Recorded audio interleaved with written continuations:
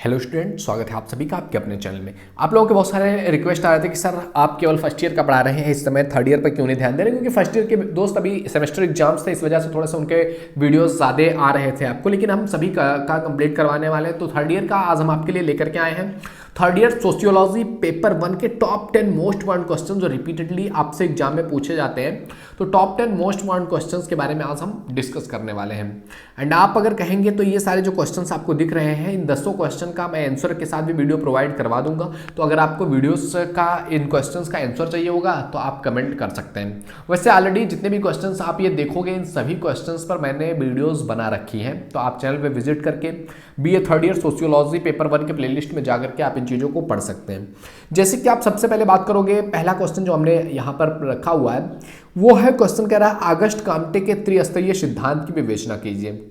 जब भी आप बीए थर्ड ईयर की सोशियोलॉजी के पेपर 1 का प्लेलिस्ट उठाएंगे, पेपर उठाएंगे अगर आप, तो ये क्वेश्चन तो आपको मिलेगा ही। ऑगस्ट काम्टे से रिलेटेड इनका त्रिस्तरीय सिद्धांत है। विज्ञानों का वर्गीकरण भी इश्यू में इन्होंने किया है, विज्ञानों का संस्करण भी किया हुआ है, समाजशास्त्र का स्थान, समाज का पुनर्निर्माण, बहुत सारे सिद्धांत है। लेकिन ये जो त्रिस्तरीय सिद्धांत है ना इनका, ये काफ़ी महत्वपूर्ण सिद्धांत है। ये जो क्वेश्चन है ये आप एमए फर्स्ट ईयर की सोशियोलॉजी उठा करके देखेंगे, पहला टॉपिक यही है, ऑगस्ट काम्टे का त्रिस्तरीय सिद्धांत। तो उसमें थोड़ा सा और भी ज़्यादा विस्तार में चीज़ें बताई गई हैं, समझाया गया है। बट यहाँ भी ऑगस्ट काम्टे से रिलेटेड बहुत इंपॉर्टेंट क्वेश्चन है कि त्रिस्तरीय, उन्होंने धर्म को 3 स्तरों पर किस तरह से बांटा हुआ है।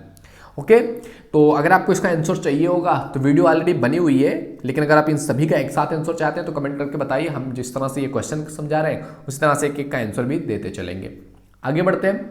अगला क्वेश्चन आपके सामने दिख रहा है, सेकंड नंबर का क्वेश्चन कि भौगोलिक निश्चयवाद की अवधारणा को स्पष्ट करो। भौगोलिक निश्चयवाद की अवधारणा के बारे में बात किया गया है।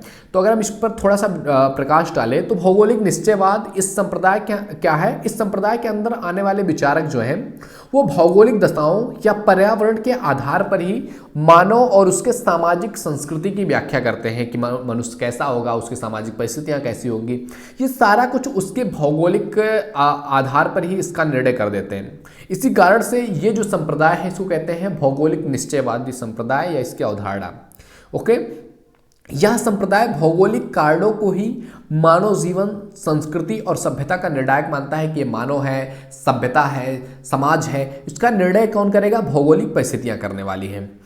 इसीलिए इस विश्वास का ये जो कारण बन रहा है, ये विश्वास करता है कि किसी भी समाज के सामाजिक, आर्थिक, धार्मिक और राजनीतिक और सांस्कृतिक जीवन का प्रत्येक पहलू उस देश की भौगोलिक पर्यावरण द्वारा ही निश्चित होता है। इस विचारधारा में मानने वालों में आप बात करोगे तो उसमें आते हैं बोर्डिन महोदय, मॉन्टेस्क्यू महोदय, वक्कल, लिटले, ब्रूमहेन, हटिंगटन, रेजल, सैंपल आदि तमाम सारे लोगों का इसमें नाम आता है भौगोलिक निश्चयवाद की अवधारणा को। देखोगे भी थोड़ा सा कहीं ना कहीं ये चीज़ सही भी है कि व्यक्ति जिस जगह पर रहता है वहाँ की परिस्थितियाँ के वजह से, वहाँ के पर्यावरण के हिसाब से व्यक्ति का ज़्यादातर जो उसका आउटलुक होता है, उसका रहन सहन होता है, खान पान काफ़ी मात्रा तक प्रभावित होता है। लेकिन केवल भौगोलिक परिस्थितियों से होता है, इस पर बहुत सारे विद्वानों ने इस पर क्वेश्चन भी किया हुआ है। ओके, तो आंसर मैं बताऊंगा दूसरे वीडियो में। आइए आगे बढ़ते हैं अगले क्वेश्चन की तरफ। तीसरा क्वेश्चन आपके सामने दिख रहा है कि दुर्खीम के सामूहिक प्रतिनिधित्व के सिद्धांत की अवधारणा को स्पष्ट करो। दुर्खीम महोदय ने सामूहिक प्रतिनिधित्व का सिद्धांत दिया हुआ है, उसको स्पष्ट करना है कि सामूहिक प्रतिनिधित्व का सिद्धांत क्या है। तो इसमें अगर थोड़ा सा बात करें सामूहिक प्रतिनिधित्व की, तो दुर्खीम के चिंतन में सामूहिक प्रतिनिधित्व की अवधारणा जो है सर्वप्रमुख है, जो सामाजिक तथ्यों के विश्लेषण पर आधारित है। सामाजिक चेतना, ये कहते हैं कि सामाजिक चेतना का निर्माण जो है वो व्यक्तिगत चेतनाओं की अंतःक्रिया और उसके पारस्परिक प्रभाव के फलस्वरूप होता है। उसमें जो संपर्क जो है एक सामूहिक विचारधारा उत्पन्न होती है, उनका संपर्क किसी विशेष व्यक्ति के विचारों, धारणाओं और भावनाओं से नहीं होता। बस यही कारण है कि सामूहिक प्रतिनिधित्व का नाम इसको दिया गया है। यानी कि एक समाज किस तरह से होगा वो केवल एक व्यक्ति की विचारधारा नहीं होगी, बल्कि एक समाज किस तरह से सोच रहा है, किस तरह से समझ रहा है, उसी के अनुसार एक प्रतिनिधित्व का काम करता है। तो सामूहिक होता है, इस वजह से दुर्खीम ने इसको सामूहिक प्रतिनिधित्व के सिद्धांत का नाम दिया हुआ है। है। दुर्खीम की आत्महत्या का सिद्धांत भी बहुत ज़्यादा महत्वपूर्ण है, बहुत बार आपसे एग्जाम में पूछता है, तो आप उसको भी देख सकते हैं। जितने भी क्वेश्चन मैं बता रहा हूँ सभी पर ऑलरेडी मेरी वीडियोस बनी हुई हैं, तो आप चैनल पे विजिट करके भी देख सकते हो। अगला क्वेश्चन देख लेते हैं। अगला क्वेश्चन आपके सामने 4th नंबर दिख रहा है। प्रतीकात्मक अंतःक्रियावाद की अवधारणा को स्पष्ट करो कि प्रतीकात्मक अंतःक्रियावाद की अवधारणा क्या है। अगला क्वेश्चन देख लेते हैं। 5th नंबर का क्वेश्चन कह रहा है आपसे कि प्रकारवाद की अवधारणा को स्पष्ट करो कि प्रकारवाद क्या है। इसमें कई सारे विद्वान हैं, मेलिनोवस्की का नाम इसमें बहुत महत्वपूर्ण आता है और रेडक्लिफ ब्राउन का नाम आता है, इसमें जो है मैक्स वेबर का भी नाम आता है प्रकारवाद में। तो तमाम सारे विद्वान हैं जिन्होंने प्रकारवाद पर अपनी विचार रखे हुए हैं। तो प्रकारवाद की अवधारणा क्या है, सबसे पहले वो आपको स्पष्ट करना है। उसके बाद कई बार क्वेश्चन पूछ लेता है कि मेलिनोवस्की के प्रकारवाद के बारे में बताइए, रेडक्लिफ ब्राउन के प्रकारवाद के बारे में बताइए, क्वेश्चंस बनते हैं। बट प्रकारवाद आप समझे रहेंगे तो इजी होगा चीज़ों को आपको समझाने में। अगला क्वेश्चन है आपका 6 नंबर का क्वेश्चन कह रहा है आपसे कि टालकाट पार्सन्स के प्रतिमान चरों की अवधारणा को स्पष्ट कीजिए। टालकाट पार्सन्स ने प्रतिमान चरों की अवधारणा को लेकर के समाज को बताने का, समाज को समझाने का प्रयास किया हुआ था कि समाज क्या है, कैसे बनता है, क्या उसमें इंपॉर्टेंट है। तो टालकाट पार्सन्स का प्रतिमान चरों का नियम बहुत इंपॉर्टेंट है, इसको आपको पढ़ना है, बहुत इंपॉर्टेंट क्वेश्चन है। अगला आता है आपका 7th नंबर का कि मैक्स वेबर के सामाजिक क्रिया के सिद्धांत पर प्रकाश डालिए। मैक्स वेबर ने सामाजिक क्रिया का एक सिद्धांत दिया हुआ है, वो भी बहुत महत्वपूर्ण है। बहुत बार एग्जाम में मतलब आप देखोगे रेगुलर जो भी क्वेश्चन मैं बता रहा हूँ इनमें से कहीं ना कहीं, चाहे आप अति लघुत्तरीय बात कर लो, लघुत्तरीय बात कर लो या फिर दीर्घ उत्तरीय क्वेश्चन के बारे में बात कर लो, तो इनमें से कहीं ना कहीं कोई ना कोई क्वेश्चन आपको मिल ही जाएगा जब आप जाओगे। मतलब सभी ये जो क्वेश्चन है सभी में से, चाहे लघु उत्तरीय में मिलेगा, चाहे दीर्घ उत्तरीय में, चाहे अति लघु उत्तरीय में, मतलब ये सभी टॉपिक्स आपको मिलने ही वाले हैं। ओके, बात कर लेते हैं अगला क्वेश्चन 8 नंबर का क्वेश्चन। 8 नंबर का क्वेश्चन कह रहा है आपसे कि हर्बर्ट स्पेंसर के सामाजिक उद्विकास की अवधारणा को स्पष्ट करो।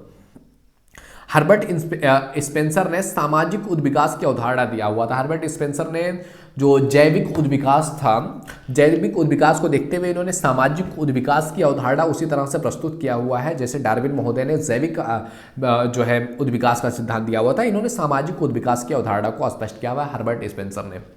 ओके, अगला क्वेश्चन देख लेते हैं। 9th नंबर क्वेश्चन आपके सामने दिख रहा है कि कार्ल मार्क्स के द्वंद्वात्मक भौतिकवाद की विचारधारा को स्पष्ट करो।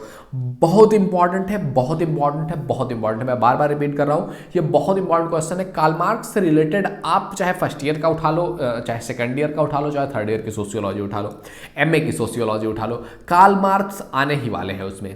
कार्ल मार्क्स हो गए, दुर्खीम हो गए, आगस्ट काम्टे हो गए, इनका तो मतलब भरा रहता है, हमेशा कहीं ना कोई क्वेश्चन पूछा जाता है।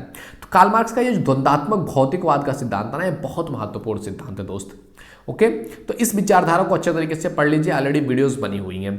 10th नंबर क्वेश्चन आपके सामने दिख रहा है कि मेलिनोवस्की और रेडक्लिफ ब्राउन के प्रकारवाद के विचारों में अंतर को स्पष्ट कीजिए। मैंने कहा था ना आपसे 5th नंबर क्वेश्चन में जो हमने प्रकारवाद अभी पढ़ा है कि अवधारणा को स्पष्ट करो, तो इसमें जो ये मेलिनोवस्की और रेडक्लिफ ब्राउन है इन्होंने प्रकारवाद पर अपने अपने विचार दिए हुए हैं। तो इनको विचारों को आपको पढ़ना पड़ेगा जब आप प्रकारवाद पढ़ोगे। तो इनके विचारों में क्या आपको अंतर देखने को मिलता है, इनके विचार किस तरीके से एक दूसरे से डिफ्रेंशिएट करते हैं, उसके बारे में आपको वर्णन करना है। तो दोस्त all the best for your examination. ये सारे क्वेश्चंस आप तैयार करके जरूर जाइएगा अपने एग्जामिनेशन में जाने से पहले। अगर आपको इसका आंसर चाहिए तो आप कमेंट बॉक्स में कमेंट करके बता सकते हैं, मैं आपको इसका आंसर प्रोवाइड करवाने की पूरी कोशिश करूंगा।